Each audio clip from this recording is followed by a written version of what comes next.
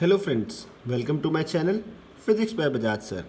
आज मैं आपके साथ इलेक्ट्रिक फ्लक्स का लेक्चर 3 जो गॉस थ्योरम की नेक्स्ट एप्लीकेशन के ऊपर बेस्ड है वो डिस्कस करने जा रहा हूँ। ध्यान से देखिएगा, हमें बोला गया है find expression for electric field at any point due to this infinite long plane sheet of charge. तो I have considered a plane sheet of charge here जिसकी सरफेस चार्ज डेंसिटी है सिग्मा। तो यहाँ पे किसी भी पॉइंट पे अगर मेरे को इलेक्ट्रिक फील्ड निकालना है तो I need to draw a Gaussian surface. तो गॉसियन सरफेस इस तरह से होना चाहिए जो उस सरफेस को इंक्लूड भी करे। तो यहाँ पे इस प्लेन शीट के लिए गॉसियन सरफेस हुआ एक सिलेंडर, राइट। ये सिलेंडर है, यूनिफॉर्म सिलेंडर है, ये एरिया है, ये भी एरिया है और ये इसका एरिया ऑफ क्रॉस सेक्शन है, राइट। तो अगर ये पॉजिटिव प्लेट है तो इसका इलेक्ट्रिक फील्ड देखिए, ये पिंक कलर की लाइन से I have drawn, that is externally outward, right. ये तीन सरफेस से बना है एक सिलेंडर, ये सरफेस, एक ये सरफेस, एक ये सरफेस, लाइक। तो इसका एरिया वेक्टर ये रहा, इसका एरिया वेक्टर ये रहा, इसका एरिया वेक्टर ये रहा। तो हमें पता है गॉस थ्योरम में हम ई डॉट डी एस करते हैं, ई डॉट डी एस। तो डॉट डी एस मतलब कॉस थीटा चाहिए हमें इलेक्ट्रिक फील्ड और एरिया वेक्टर में। तो आप देखिए सरफेस 1 के लिए यहाँ पे अगर मेरे को लगाना है तो सरफेस चार्ज डेंसिटी क्या होता है, sigma is charge upon area, right. तो अगर फाई है charge enclose by this epsilon naught, तो फ्लक्स क्या होगा, फाई 1 फाई 2 फाई 3। तो फर्स्ट का जो फ्लक्स बनेगा, एंगल क्या दोनों में 0 डिग्री, सेकंड के लिए 0 डिग्री और तीसरे के लिए 90 डिग्री, राइट। तो इन दोनों के लिए 0 है, ई डी ए, राइट। तो ये जो एरिया था इसका एरिया मैंने मान लिया ए, टोटल इंटीग्रेशन ए मान लिया, तो E A plus E A that is 2 E A, ठीक है। तो टोटल फ्लक्स कितना आ गया 2 ई ए, और ये किसके बराबर होता है क्यू बाई एप्सिलॉन नॉट के। तो यहाँ से क्यू होता है sigma into A epsilon not, okay. जब इसको और इसको इक्वेट किया टोटल फ्लक्स को 2 E A equal to sigma A by epsilon naught, तो यहाँ से इलेक्ट्रिक फ्लक्स क्या आ गया, इलेक्ट्रिक फील्ड क्या आ गया, that is sigma by 2 epsilon not, that is sigma by 2 epsilon not जो है एक कांस्टेंट क्वांटिटी है which is independent of distance. तो इलेक्ट्रिक फील्ड विद डिस्टेंस क्या हो गया, कांस्टेंट हो गया। ये बड़ा इंपॉर्टेंट पॉइंट है दिमाग में रखने वाला, राइट। सिंगल शीट के लिए हमने निकाल लिया। अब स्पेशल केस बना दिया कि एक पॉजिटिव प्लेट है एक नेगेटिव प्लेट है, तो उसके लिए एक पॉइंट पी क्यू आर तीनों पे इलेक्ट्रिक फील्ड निकालना है। इन दोनों का सरफेस चार्ज डेंसिटी सेम है, दोनों का सरफेस चार्ज डेंसिटी सेम है। तो आप ध्यान से देखिए, ये पॉजिटिव प्लेट के लिए जो मैंने इलेक्ट्रिक फील्ड बनाया वो रेड कलर से बनाए, पॉजिटिव के लिए आउटवर्ड, पॉजिटिव के लिए इस पॉइंट के लिए आउटवर्ड, पॉजिटिव के कारण इस पॉइंट के लिए भी आउटवर्ड। नेगेटिव का ब्लू कलर से बनाया, ये नेगेटिव के लिए इनवर्ड होता है, इसका अंदर को आ गया, यहाँ पे भी अंदर को आ गया, यहाँ पे भी अंदर को आ गया, समझ गए। तो पी पॉइंट पे अगर इलेक्ट्रिक फील्ड निकालना चाहता हूँ, जैसे आप समझे हैं कि दोनों का सिग्मा अगर सेम है, ये प्लस सिग्मा है ये माइनस सिग्मा है, सिग्मा का मैग्नीट्यूड दोनों का सेम है, तो यहाँ पे इलेक्ट्रिक फील्ड भी सेम होगा, यहाँ पे भी इलेक्ट्रिक फील्ड सेम होगा, यहाँ पे भी सेम होगा। तो E1 E2 के बराबर होगा, राइट। E1 E2 के बराबर होगा। E1 कितना होगा, sigma bye 2 epsilon not, E2 कितना होगा, sigma bye 2 epsilon not. But दोनों के साइन क्या होंगे, अपोजिट होंगे, पॉजिटिव के लिए पॉजिटिव, नेगेटिव के लिए नेगेटिव। तो यहाँ पे दोनों का साइन अपोजिट है तो कैंसिल कर देंगे, तो net electric field eight P will be 0। यहाँ पे भी दोनों अपोजिट हैं, net electric field eight R will be 0। Q पे दोनों का डायरेक्शन सेम है तो that will be E1 plus E2, sigma bye epsilon not plus sigma bye 2 epsilon not, it will be sigma bye epsilon not, right. यहाँ पे मैंने क्या बना दिया, सिग्मा बाय एप्सिलॉन नॉट बन गया। It is like a plates of capacitor, एक positive plate एक नेगेटिव प्लेट हो तो उसके सेंटर में इलेक्ट्रिक फील्ड होता है, बाहर इलेक्ट्रिक फील्ड 0 होता है, अंदर होता है कितना, सिग्मा बाय एप्सिलॉन नॉट, मतलब डबल हो जाता है। पहले कितना था, सिग्मा बाय 2 एप्सिलॉन नॉट, अब उससे डबल हो गया तो कितना रह गया, sigma bye epsilon not, right. अब आगे केस करेंगे स्फीयर्स के लिए।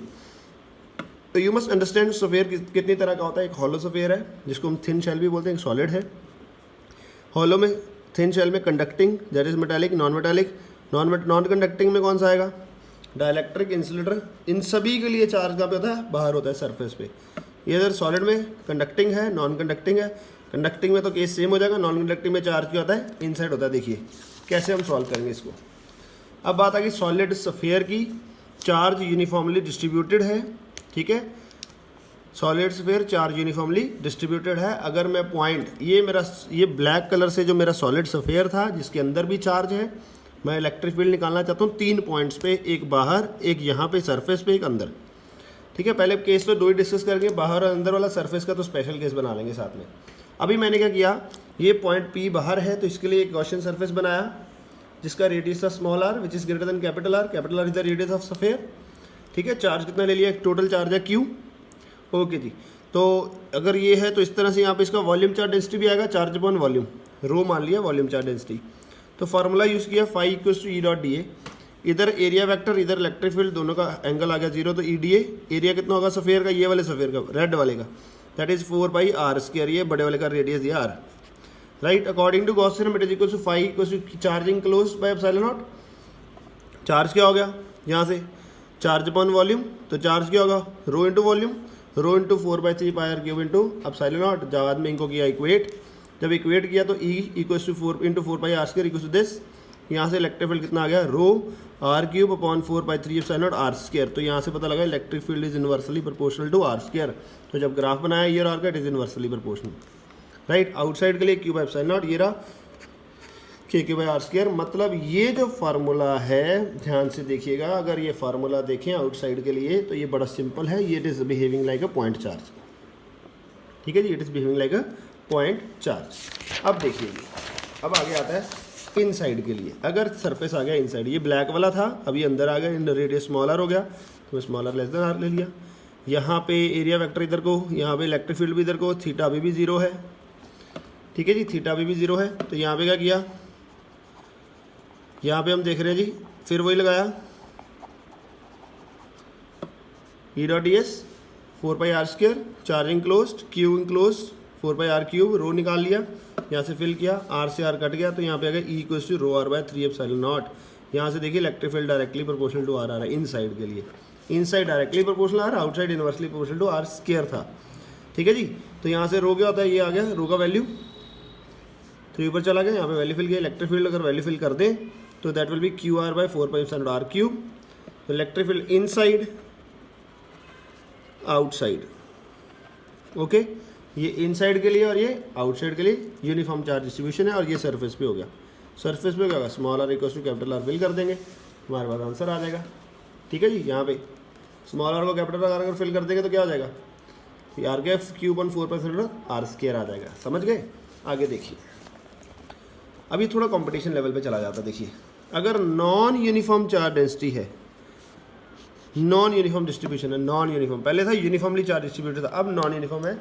ये एज सच बोर्ड में नहीं आता, this is for competition and understanding के लिए, एडवांस लेवल तक भी जाता है, ध्यान से देखिएगा।